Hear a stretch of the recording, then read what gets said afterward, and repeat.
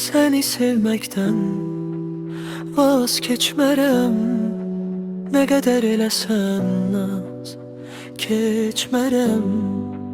Rəngi çətirli qız, ay xoş ətirli qız, sənə vurulmuşam, bəxtin gətirdi qız.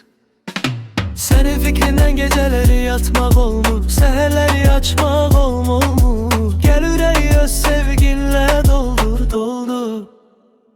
Həyat çox qısa, sabaha da yoxdur güvən. Ver əlini mənə güvən. Nədir səni belə üzən, axı gülən? Üzünə vurulmuşam, sözünə vurulmuşam. Tanrım hər fürsətdə səni verir nişan.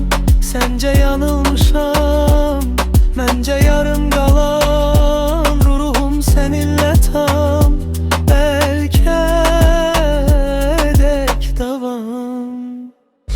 Sənə yaxınlaşmaq istəyirəm mən, amma qəlbimdən gələn bu hərəkəti səhv sanma. Mənə hədə şans ver, səni tanıyım inadla yox demə. Cəhd elə hədə düzələr zamanla əlimi uzana. Oxumu komanda, sözümü ağızda qoyma. Sən və mən eyni ağılda, eynin ağılda. Dünya dağılsa olmaz. Rəngi çətirli qız, ay xoş ətirli qız, sənə vurulmuşam, bəxtin gətirir qız. Rəngi çətirli qız, ay xoş ətirli qız,